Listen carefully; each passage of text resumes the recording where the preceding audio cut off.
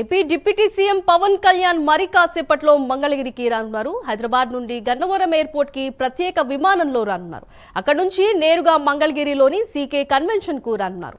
CK convention లో ఏర్పాటు చేసిన జాతీయ పంచాయతీరాజ్ దినోత్సవ కార్యక్రమంలో డిప్యూటీ సీఎం పవన్ పాల్గొనున్నారు.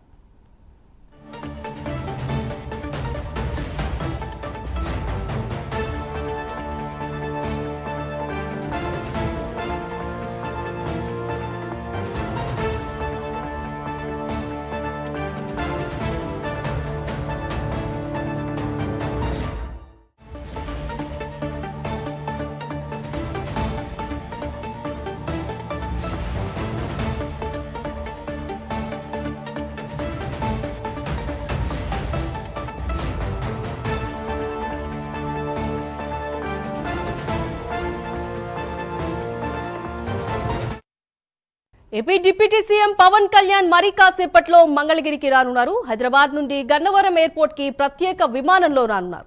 అక్కడ నుంచి నేరుగా మంగళగిరిలోని సీకే కన్వెన్షన్ కు రానున్నారు.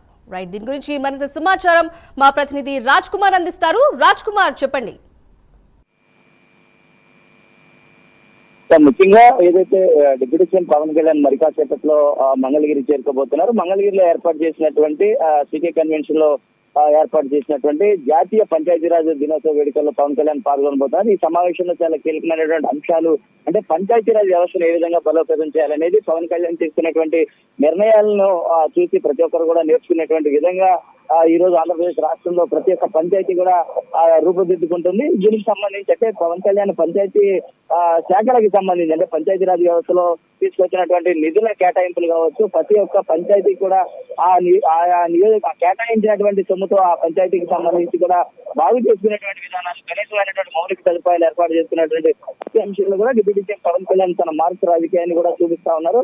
ఈ నేపథ్యంలోనే పవన్ కళ్యాణ్ మరి కాసేపట్లో ప్రత్యేక విమానంలో అదేవిధంగా హైదరాబాద్ నుంచి గన్నవరం విమానాశ్రయానికి చేరుకోవచ్చు. మరి కాసేపట్లోనే ఆయన గన్నవరం విమానాశ్రయంలో నుంచి బయలుదేరిపోతున్నారు. ఇక్కడ ఏర్పాటైనటువంటి అక్కడి నుంచి నేరుగా మంగళగిరిలోని సీకే కన్వెన్షన్ కు ఆయన నేరుగా రాబోతున్నారు. ఇక్కడ కార్యక్రమంలో పాల్గొన్నటువంటి అనంతరం పవన్ కళ్యాణ్ తిరిగి మంగళగిరిలోని క్యాంప్ కార్యాలయానికి వెళ్ళినారు. ఈ రోజు పవన్ కళ్యాణ్ సంబంధించి కూడా పంచాయతీరాజ్ శాఖకి సంబంధించినటువంటి ఈ సమావేశంలోనే పవన్ కళ్యాణ్ పాల్గొనబోతున్నారు. పవన్ కళ్యాణ్ కోసం ఇటు పంచాయతీరాజ్ శాఖకి సంబంధించినటువంటి ఉన్నతాధికారులు సమావేశానికి సంబంధించినటువంటి అన్ని ఏర్పాట్లు కూడా చేయడం జరిగింది. ముఖ్యంగా ఏదైతే గ్రామ సభలో అదేవిధంగా గ్రామీణ రహదారులన్నీ కూడా పూర్తిగా కూడా గ్రామీణ రోడ్ల మరమ్మతులు తెలిసిన అంశాలన్నీ కూడా పవన్ కళ్యాణ్ చాలా కీలకంగా తీసుకుని ప్రతి ఒక్క దాంట్లో కూడా చాలా క్రియాశీలకంగా పంచాయతీరాజ్ వ్యవస్థను బలోపేతం చేసే దిశగా పవన్ కళ్యాణ్ తీసుకున్నటువంటి అడుగులు ప్రతి ఒక్కరు కూడా ఆశిస్తా ఉన్నారు. ప్రతి పంచాయతీ కూడా ఈ రోజు కలకల్లాడుతుంది అనేటువంటి